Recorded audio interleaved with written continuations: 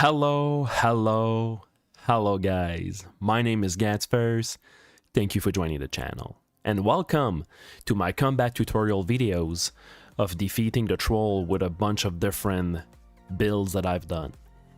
So if it's not your first combat tutorial video that you see, or you have all of the knowledge of the troll and there's nothing for you to learn more about the troll, just look further down below in the description, there's chapters, so you can just skip right ahead to the combat. So before the fight, I just want to explain a little bit about the troll and all of his special skills that he have and explain them a little bit. So the first skill we're going to discuss about, it's the claw swipe. The claw swipe is default melee attack. And the claw swipe does a fair amount of damage. It's a rendering type of damage, and it has a knockback effect. So the claw swipe is going to be sort of a pain if you don't block it, and even if you're blocking it, you're going to be knocked back all the time. So it's something that you're going to have to dealt with the entire fight because it has no cooldown. It's his default attack. And the second ability that we're going to talk about is the Shockwave. The Shockwave is an AoE attack that has a form of a triangle. It starts as its feet and then it grows to 3 squares further away from him. Take note that the furthest you are from the Shockwave, the more damage you will receive. The Shockwave is fairly easy to anticipate and to dodge. You just have to simply look at the troll actions that he's gonna do, and you will notice me doing that during the entire fight. And this third skill we're gonna talk about, it's the Deafening Roar. The Deafening Roar is the most annoying skill that the troll has. It does a little bit of damage, but the damage is significant. You don't bother about the damage. It's not the damage the problem about this skill. The problem that this skill has is that it has a percentage chance to daze you or stun you. So that's quite annoying, but that's not the most annoying part. The most annoying part of this skill is that he has a chance to make you drop your weapons. That's the worst. So every time you're gonna fight the troll, because of this specific skill, when you're gonna fill your inventory with a bunch of equipment, you will have to make sure that you have enough room to pick up your weapons. Because if you don't, picking up your weapon is one turn, and then if you drop it, it's another turn. But if you equip it, it's another turn as well. So basically, if you don't have enough space, if you pick it up, obviously you're gonna want to equip it because dropping it would be stupid. And if you equip it, well, then it's a 2-turn action to do that. Instead of, if your weapons and you get lucky and they are dropping together, you could, in a single click, gather both of your weapons if you have enough room in your backpack. So that's something that is extremely important when you fight the troll. Always have enough rooms to pick up your items. That's super important. So the next ability we're going to talk about is the Rock Toss. The Rock Toss is a crushing type damage, and it will be your worst nightmare if you're a ranged character. So if you are a Pyromancer, a Geomancer, or a Bowman, Rock Toss will be your nightmare. If you're a melee character, you don't even have to care about Rock Toss, because you need to be 3 squares away from the troll in order to initiate the Rock Toss. So as a melee character, don't even have to concern about it, which actually makes the fight a little bit easier. But if you're a ranged character, that's your nightmare, to be quite frankly honest. So the reason why Rock Toss is a nightmare, it's because it's a AoE range attack 3x3 squares. And the problem that there is with Rock Toss is that it's super duper hard to try to anticipate when he's gonna use it, but not really when he's gonna use it, but how it's gonna land. Because if you land on the edges of the square, you're perfectly fine. You're just gonna spend a turn to dodge it. The problem that there is that when it's dead center, and if you're a Pyromancer or a Geomancer, you're gonna get hit no matter what. If you're a bowman, my suggestion for you is to actually keep your distracting shot to dodge the rock toss. The only other solution that I have for you, if as a Geomancer, well, Geomancer you can use your stone armor, but as a Pyromancer, well, actually a Pyromancer, you're just gonna destroy him so quick that you don't even have to bother about this. But the other solution to try to survive the rock toss as much as possible is to actually have a potion of stone skin. It's gonna make the rock toss damage to be like quite pathetic, so you wouldn't care about it. But it's not unlimited. It's like 90 rounds for that potion. So yeah, so melee character, no problem with the rock toss, you won't even care. Range character, get prepared. And the last skill, troll regeneration. Troll regeneration is the reason why the troll can be quite difficult. So the tricks that you need to know about troll regeneration is that, first of all, the troll regeneration will not be used until the troll is below 75% HP. So below 75% HP, don't even bother about the troll regeneration, he's not going to use it. Then the other things that is quite important to know is that the only way, okay, and believe me, I've tried plenty of things, the only way that you can stop the troll regeneration, it's by doing a melee attack. Not being one square away from him, not be toe-to-toe with him and then shoot an arrow or something like that. No. Literally perform a melee attack. It's the only way. I've tried to stun him, to daze him, to move him whatsoever. First of all, it's pretty much impossible to move him, but I have managed to stun and daze him during his troll regeneration, and he doesn't bother. He doesn't care. He's still gonna do his troll regeneration. So the only single way that you can remove the troll regeneration is by performing a melee attack on him. And the important note for that also is that once you interrupt the troll regeneration, for the next 2 turns, the troll will receive 200% more damage. So you need to unphase on that. Also, take a quick note that as of this patch, the troll regeneration is a bit bugged. The bug that the troll regeneration has at the moment is that in one turn, the troll regeneration healing ability can kick more than once.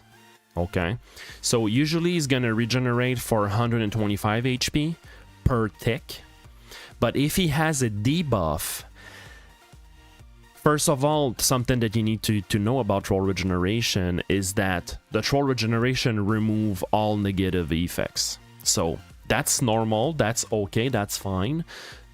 But the bug is that every single time he will remove a debuff, Seize Initiative, weaken from the war cry, a bleeding, whatever, okay? For every negative effect that he removes, sadly, the bug is that the troll regeneration healing effect will kick in as well. So if, for example, you have weaken and Seize the Initiative on the troll, and you engage his troll regeneration, and you don't stop it right away, what is going to happen is that in one turn, he's going to heal 3 times. He's going to heal from the thick of the troll regeneration. He's going to receive another healing because he's going to remove Seize Initiative. And he's going to remove another healing because he will remove the weaken part. So that's kind of a bug right now. I don't know when they're going to fix it. I hope they're going to fix it soon. But yeah. So without further ado, let's jump right into the combat tutorial. So, Pyromancy versus the Troll, patch 6.0.17. So, we currently have a level 9 Joanna Pyromancy. she has 18 vitality and 22 willpower only. She's only level 9, and you'll see. So for the Pyromancer, the resistance is kind of irrelevant. You don't really care about that. So the only thing I'm going to show you is that my spell cost is at 69% and my cooldown duration is at 74%. So to continue with the stats, I have 193% magic power and only 22.50%. So that's kind of low in terms of pyromancy, but like, you don't need much. You don't need more than that. You're pretty powerful already. So in terms of skills, sadly, I could have done this at level 8, but this is a permadeath character. So I had to be level 9 in order, well, because of that, I went with Hailing Blows to try to help me to survive more, since it's a permadeath character, but technically I really didn't need that.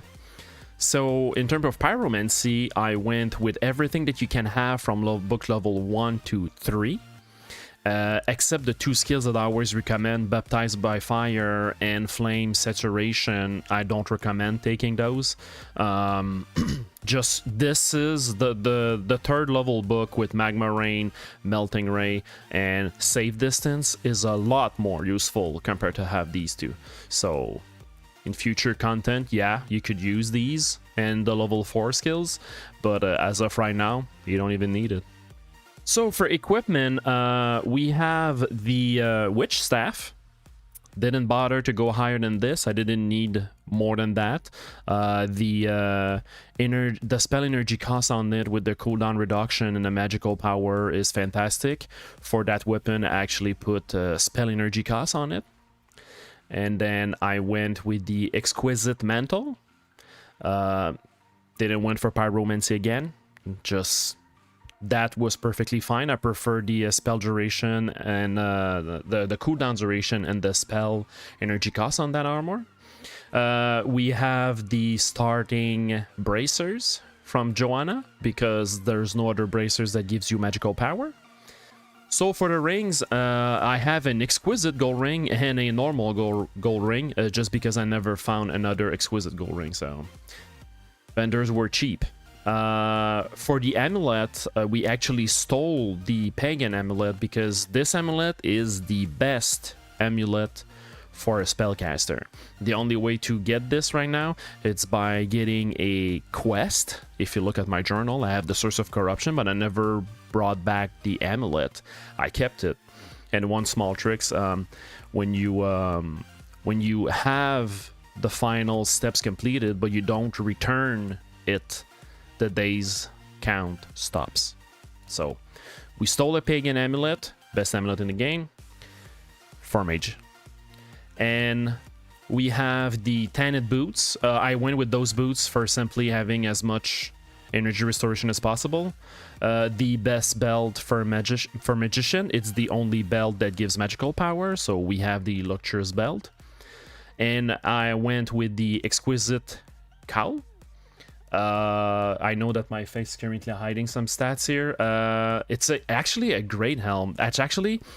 It's the best head gear that you can have for a naked Berserker Tradition build, because this helmet has 6% physical resistance and 10% magical resistance. So resistance in terms of survivability for this helm, including the fact that it doesn't have any protection, it's pretty darn good. With 10% bleeding and the spell cost and everything, fantastic. And as usual, I'm always using the cloak. I don't know why people use this backpack. Backpack is useless. The day that we can enchant a backpack, the backpack's gonna become amazing, but as long as the backpack cannot be enchanted, it's useless. Money is not a problem with this patch, so don't bother. Get yourself a cloak and just enchant it to get yourself stronger. In terms of inventory, you will see that I'm fairly short. I have 2 bottles of alcohol, a pain-killing potion, and 1.5 pot for healing. I basically have nothing because Pyromancy is so powerful that you don't really care. So this is my starting spot. I always start here next to this dead body with the Watchman sword. This is like a point of reference for me. So over here, I'm gonna look at my pain. Okay, so my pain is currently high. I had to fight while I was going here. And what I'm going to do is that I'm going to drink water and eat food and try to remove all of that pain. And once that pain is removed, we're going to do... Well, actually, I can't do it right now. I'm just going to do my 5-foot step. 1, 2, 3, 4, 5. And this is where I would use a pot if I need any. But right now, I'm a pyromancer. I don't have any pots that are interesting me anymore anyways. So, that's it. And the last step.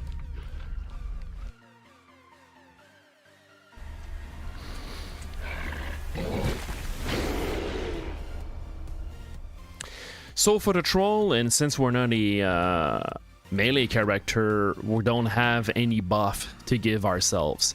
So the main goal of the troll as a pyromancer, it's to try to stack your burning status on him. Because this is what is going to destroy him. It's going to tick for like 200, something like that. It's going to be amazing. So I'm going to do the spell that I can reach him. So right now I can reach him with my Melting Ray because I have safe distance. It's fantastic to start with Melting Ray because Melting Ray is a automatic ignition. So therefore he will ignite. And then what I'm going to do is that I'm going to use my Fire Barrage to continue the stack up of the ignition. After that, we'll see what's going to happen, what he's going to do. But usually what I'm going to do is that I'm going to do the Magma Rain. And the goal here is to try also to blaze him once, because blaze is spec'd and gives him 15% minus fire resistance. So that's kind of the secret, and that's for 30 turns. So if you ignite him with blaze once, he's pretty dead. So let's start this. He's gonna toss a rock at me. I'm gonna dodge that for the sport. Fire Barrage. He's burning for... He has 9 turns of burning. He's getting a ton of damage, so it's fantastic. So we're gonna do the Magma Rain right in front of him like that. He might gonna step back. Okay, stun me. Okay, we're too far away for our blaze, so we're just gonna move 1 notch. Oh, we're gonna go back. Gonna move again. Blaze him. So now he has his the debuffs, and now we're gonna increase the damage here. Fantastic. We're gonna reapply Melting Ray because right now he's gonna do Stroll Regeneration, so we're gonna be fine. So we're gonna do the Melting Ray to continue to stack up. Oh, one thing that I forgot to mention also, guys, never ever use your incineration because it removes the burning status. You don't want to do that. So I know it does a lot of damage and all that stuff, but your burning will do a lot more than the rest. So here it's kind of funny because everything's on cooldown, so I'm actually that's funny.